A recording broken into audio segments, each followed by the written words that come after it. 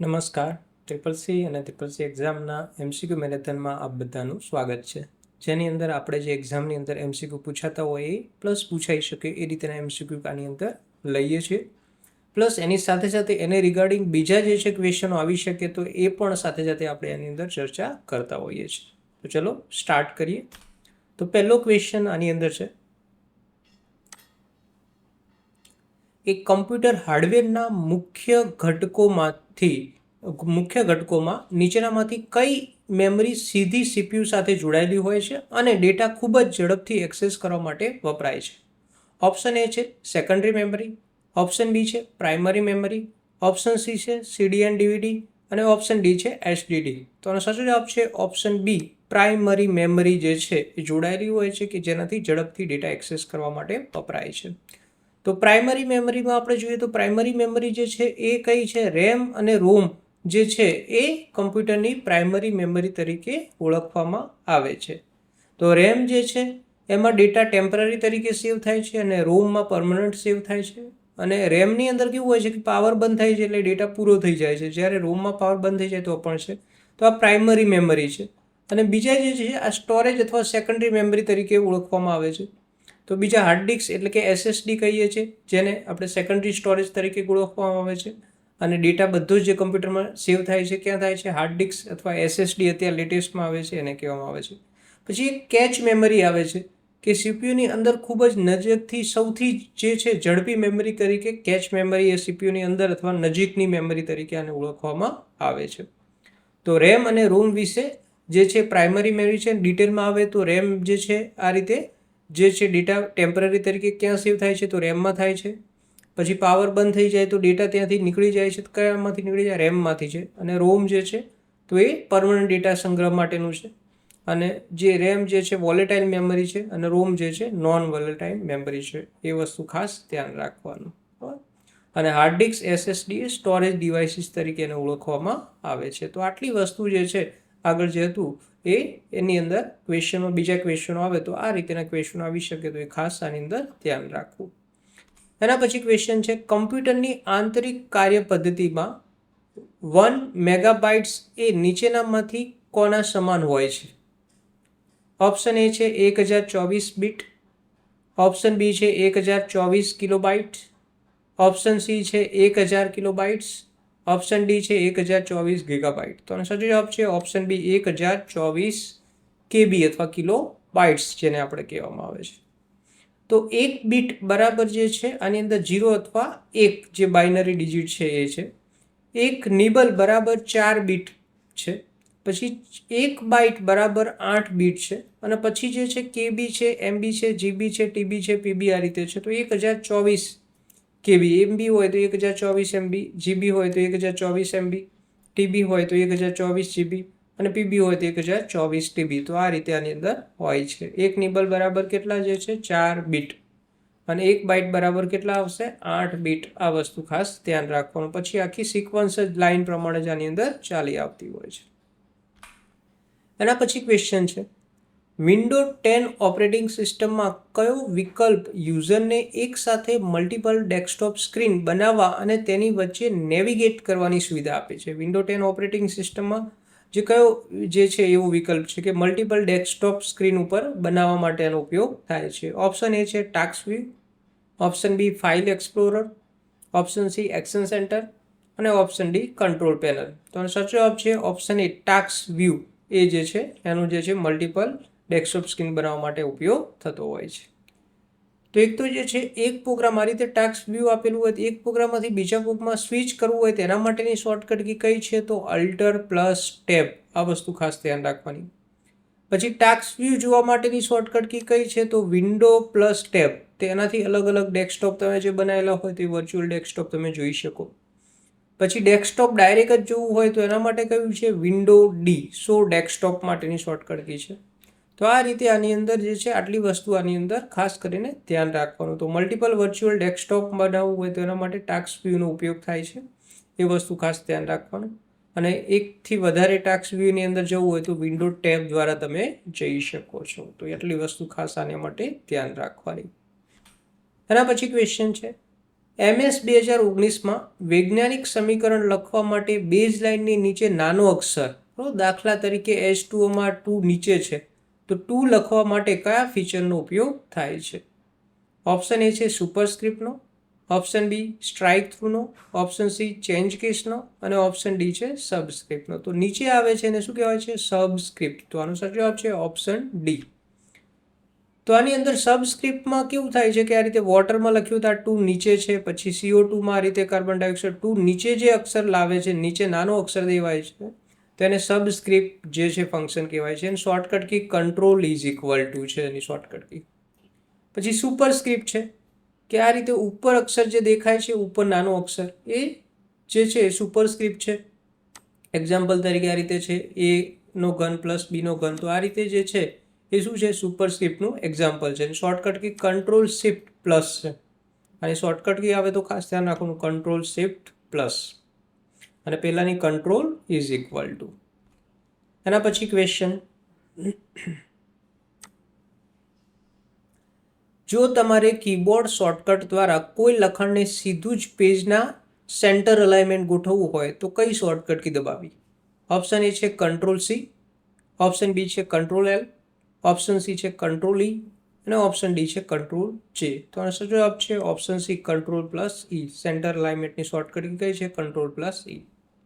તો central align માટે control ઈ છે, લેફ્ટ સાઈડ માટે કંટ્રોલ એલ છે, રાઈટ સાઈડ માટે કંટ્રોલ આર છે અને જસ્ટિફાઈ માટે કંટ્રોલ જે છે. ટોટલ કેટલા અલાઇનમેન્ટ હોય છે? તો આ કેટલા અલાઇનમેન્ટ છે? 4 પ્રકારના અલાઇનમેન્ટ હોય છે. એ વસ્તુ ખાસ આની અંદર ધ્યાન રાખવાનું. એમાં સેન્ટરની શોર્ટકટ કી વધારે પૂછાતી હોય તો ધ્યાન રાખવાનું કંટ્રોલ પ્લસ ઈ. એના પછી આપણી જે છે ડિટેલમાં આપણે અભ્યાસ માટે CCC GTU અને સ્પીપાની પદ્ધતિસર તૈયારી કરવા માટે આપણી એપ્લિકેશન છે, એની અંદરથી તમે ડાઉનલોડ કરી અને એની અંદરથી તમે બધું જ વસ્તુ આની અંદર જે તમે જોઈ શકો છો. એમાં કઈ કઈ વસ્તુ છે? તો પ્રેક્ટિકલ બધા જ જે લેટેસ્ટ પ્રેક્ટિકલ પેપરના વિડીયો મૂકેલા છે સોલ્યુશન સાથે, PDF મટીરિયલ પણ એની અંદર છે, પછી ઓનલાઈન MCQ ટેસ્ટ પણ આપી શકો છો, ટોપિક વાઇઝ વિડીયો આની અંદર આપેલા છે. તો આના માટે જે છે તમે ડાયરેક્ટ આપણી એપ્લિકેશન ડિસ્ક્રિપ્શનમાં એની લિંક આપેલી છે ત્યાંથી તમે ડાઉનલોડ કરી શકો છો અને વધારે માહિતી માટે આ ઓફિસનો નંબર છે એ નંબર ઉપર તમે કોન્ટેક્ટ કરી શકો છો.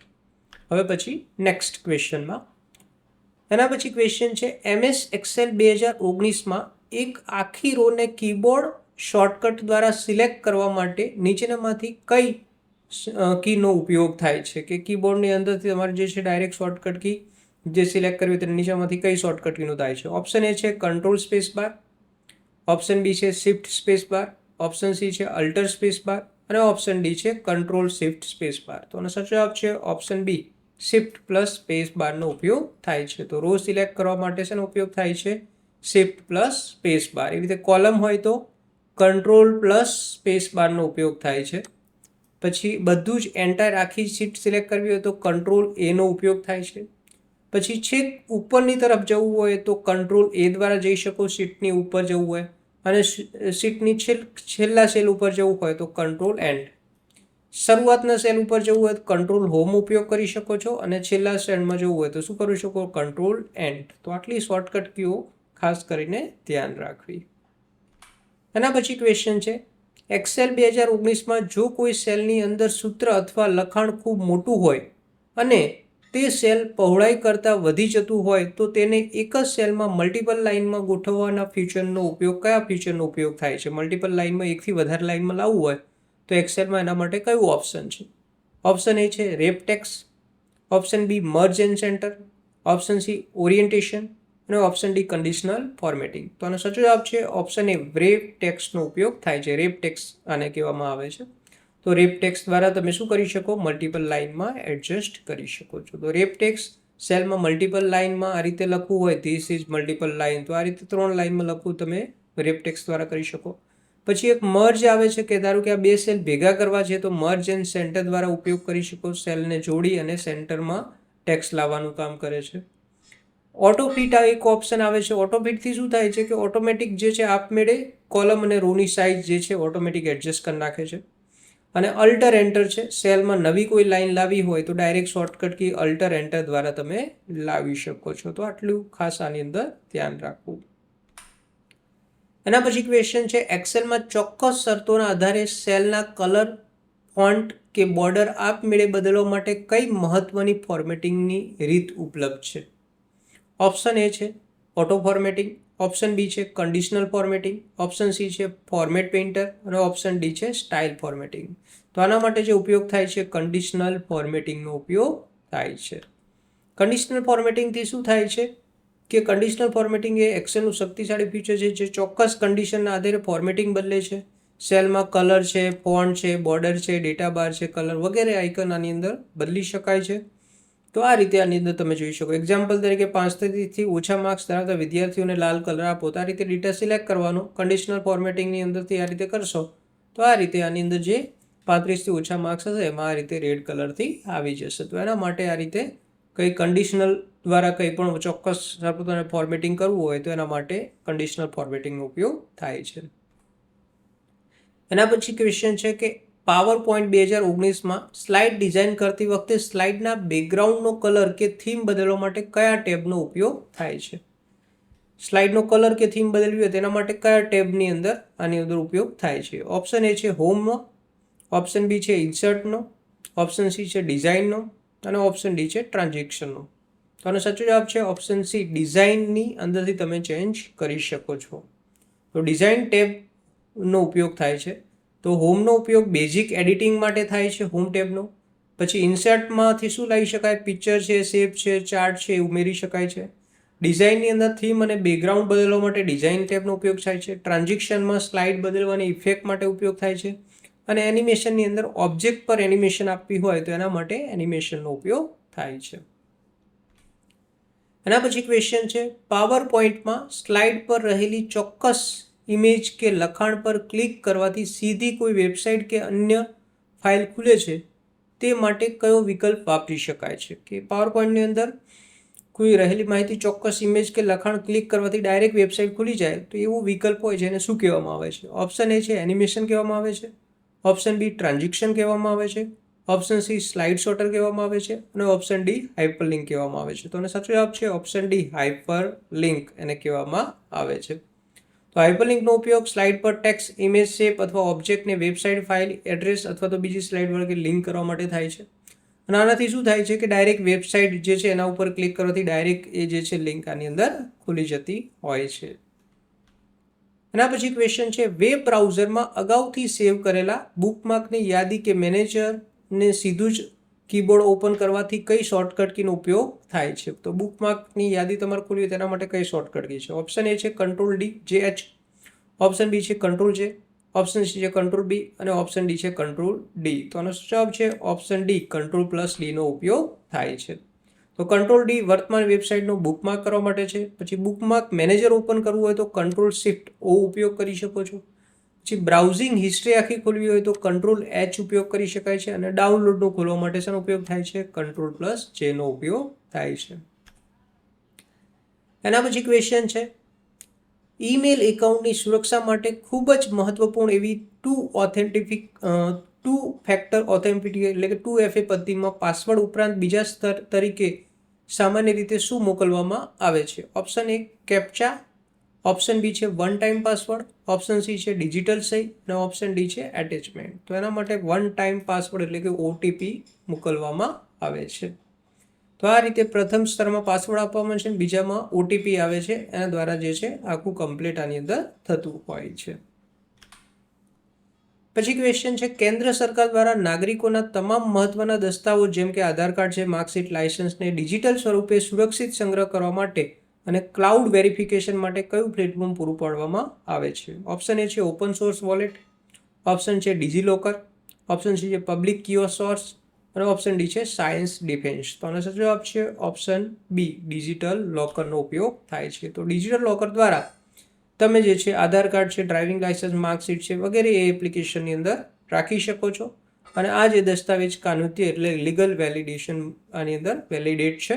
એટલે કોઈ પણ જગ્યાએ તમે ડિજિટલ લોકરમાં જે પણ હોય એ તમારે જે લીગલી વેલિડેટ આની અંદર છે તો એની અંદર તમે ઉપયોગ કરી શકો છો.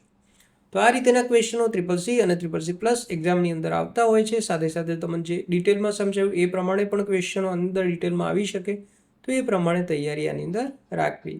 Thank you for watching this video.